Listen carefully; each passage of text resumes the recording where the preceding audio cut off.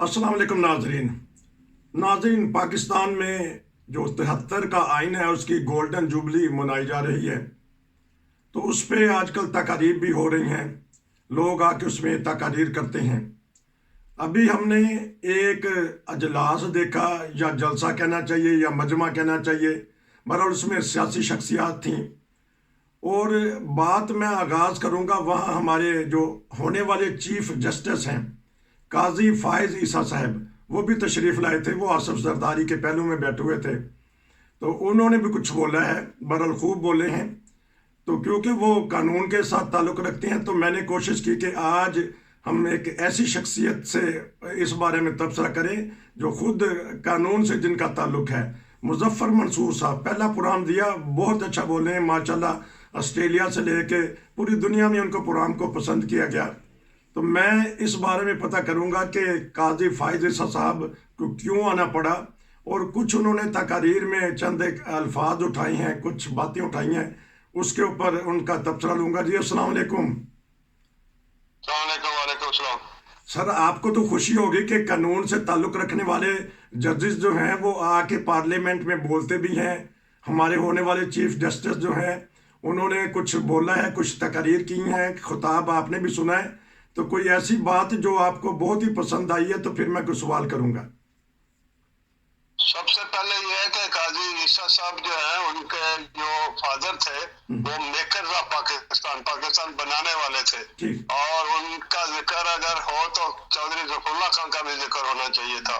वो उन्होंने नहीं किया। पहले तो ये है कि वो एक कानूनदान है, उनकी मैं बहुत इज्जत करता हूँ, लेकिन उनको पार्लियामेंट के फोरम पर नहीं जाना चाहिए था। उनको किसी और जगह पे अगर इजलास होता तो वहां जरूर जाते, लेकिन पार्लियामेंट में जाके उन्होंने अच्छा नहीं किया। उनको यकीन दिलाया गया था कि यहाँ सिर्फ आइन की बात होगी, लेकिन उन्होंने खुद इकरार किया कि सियासी बातें हो गई हैं, और उन्होंने कहा भी है कि फिक्र ना करो, जिन्नियां मर्जी तकरीरें कर लो, जी मेरे को केस आया कि मैं छड़ना नहीं। तो ये उन्होंने बात करके उनको जरा धाक बिठा दी अपनी। नहीं, वो ठीक है, लेकिन किसी के घर जाके इस तरह की बात करने से उसका असर खत्म हो जाता है।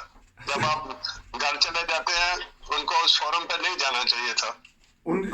इस फोरम पे नहीं जाना चाहिए था। लेकिन एक बात उन्होंने कही है कि आइन में लिखा हुआ है कि इंसानी बुनियादी हकूक देता है पाकिस्तान में हर शहरी को, लेकिन वहाँ हमने देखा कि बहुत सी अकलियतें जो हैं वो महरूम हैं अपनी बुनियादी हकूक, अपने मजहबी हकूक, अपने कारोबारी हकूक, अपने रहन सहन और मुआशरती हकूक से भी महरूम है। तो किस नज़र से देखते हैं? इधर से काजी साहब ने तो कह दिया कि बुनियादी हकूक देता है आइन हमारा। उनकी मैंने सारी तकरीर नहीं सुनी, मैं सुनूंगा, लेकिन मुझे उनकी एक बात बहुत अच्छी लगी जो उन्होंने कहा कि मुझे माइनॉरिटीज का वर्ड जो है वो मुझे अच्छा नहीं लगता। वो मुझे भी अच्छा नहीं लगता, क्योंकि पाकिस्तान में सारे शहरी बराबर के होते हैं। जैसे यूके में किसी पासपोर्ट के ऊपर नहीं लिखा होता कि आपका मजहब क्या है, ये आपका जाती मामला है। 1973 के आइन में सब बराबर के शहरी थे, मिलके पॉलिटिक्स करके।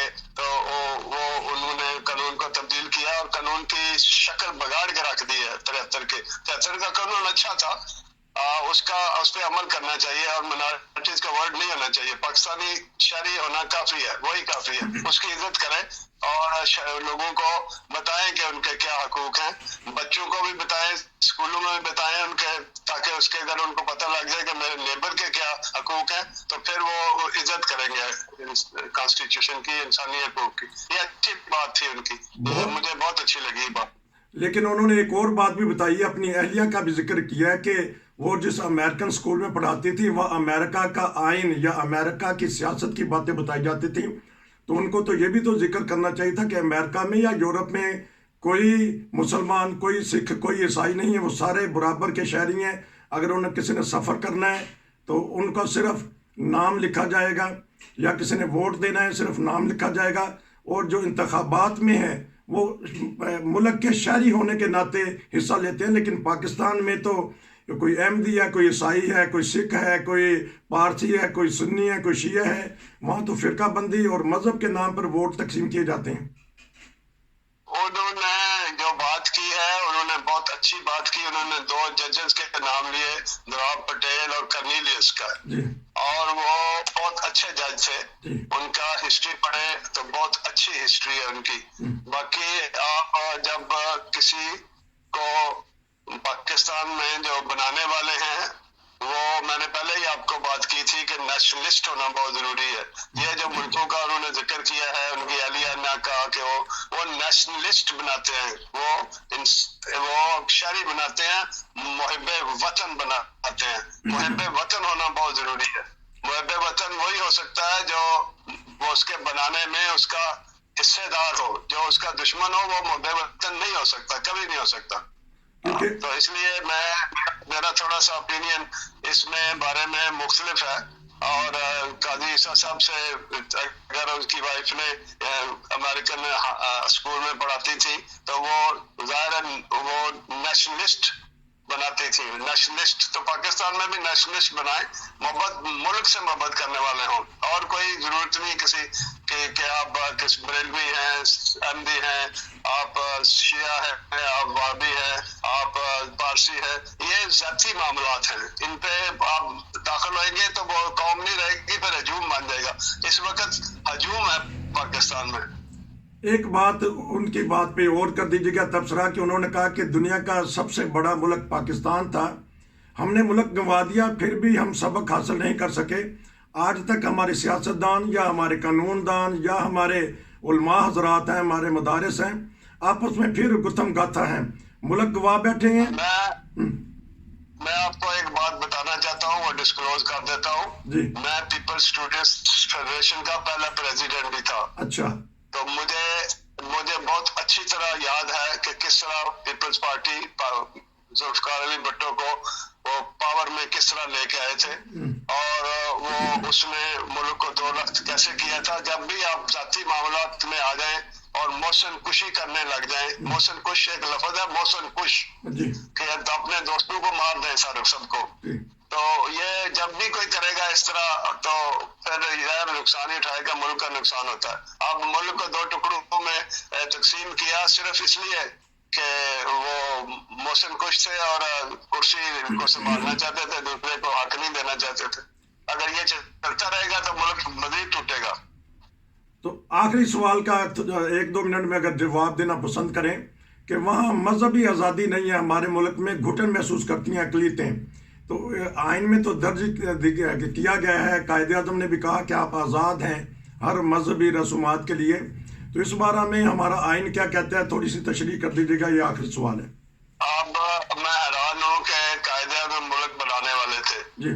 انہوں نے جب یہ ملک بنایا تھا تو انہوں نے اسلام کے نام پہ نہیں بنایا تھا. یہ غلط ہے، ہسٹری مسخ کی ہے کسی نے. کہا تھا مائنورٹیز کا لفظ ہے یا مذہبی آزادیاں یا مذہبی کے نعرے جتنے ہیں مذہب کے، یہ مولویوں کے نعرے ہیں بعد کے. اس وقت سارے برابر کے شہری تھے اور اسی لیے انہوں نے قوم سے ایک قوم تھے اور انہوں نے ملک بنا دیا. اب جب آپ مذہبی تقسیم یا لڑائی جھگڑا، دو بھائیوں میں لڑائی کرا دیں گے تو پھر ظاہر ہے ملک تو ٹوٹے گا نا.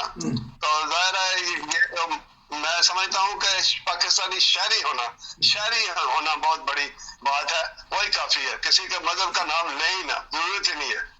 بہت تو یہ انہوں نے جو سوال کیا ہے مائنورٹیز کا، یہ بہت اچھا ہے کہ وہ پسند نہیں کرتے.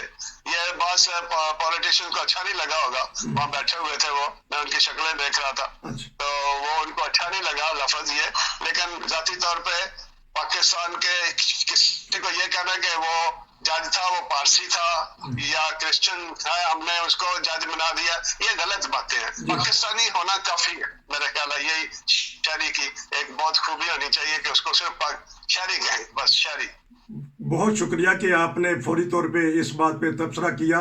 ناظرین اب دیکھتے ہیں کہ قاضی صاحب کی جو سوچ ہے، آیا ہمارے دوسرے حکمرانوں کی بھی یہ سوچ بنتی ہے کہ مینورٹی کا، اقلیت کا تو لفظ ہی کاٹ دینا چاہیے. سارے پاکستانی شہری ہیں، سارے محب وطن شہری ہیں.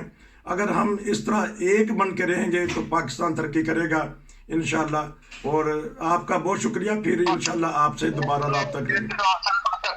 میں ایک کمنٹ، ہلو جی بتائیے گا.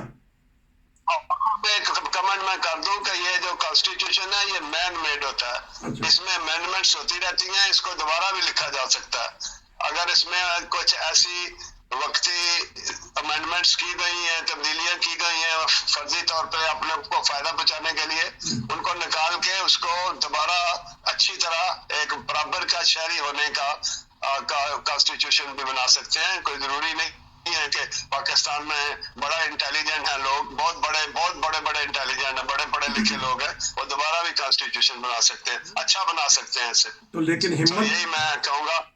ہمت کس میں ہوگی؟ آپ یہ تو کہتے ہیں کہ ہمت کس میں ہوگی؟ مولوی کھڑے ہو جائیں گے وہ تو ہمت نوجوانوں میں بہت پڑھے لکھے لوگ ہیں نوجوان، اور جب وہ ملک کو ایک ملک بنائیں گے، قوم بنائیں گے، تو پھر یہ مولوی بھاگ جائیں گے سارے. چلیں اللہ کرے کہ آپ نے ایک بہت اچھی سوچ دی ہے کہ بہت ساری آئینی جو سی تبدیلیاں کی گئی ہیں. ضیاء الحق صاحب نے بھی کی، 8ویں ترمیم کی، پھر اس کے بعد دیگر ترامیم ہوئی ہیں. اپنے اقتدار کو طول دینے کے لیے مذہبی لبادہ بھی اوڑا گیا اسی آئین کے تحت، حالانکہ سیدھا سادہ سا آئین ہے. اللہ کرے کہ ہمارا ملک اس آئین کے مطابق چلنے والا ہو، نہیں تو یہ آئین کسی بزرگ نے کہا تھا کہ ملک کھا جائے گا. کاش کہ ہمارے سیاستدان، ہمارے علماء یا ہمارے وہاں سے اسکالر بیٹھے ہوئے ہیں اس آئین کے مطابق پاکستان کو چلائیں. آپ کا بہت شکریہ کہ آپ نے فوری طور پہ تبصرہ کیا. ناظرین، یہ تھا آج کا اسپیشل پروگرام. اگر آپ بھی کوئی تبصرہ کرنا چاہتے ہیں، کوئی پروگرام کرنا چاہتے ہیں تو واٹس ایپ پہ میسیج کیجیے گا، تو انشاءاللہ ہم آپ کی رائے پوری دنیا میں پھیلائیں گے. نصیر کو اجازت دیجیے. السلام علیکم.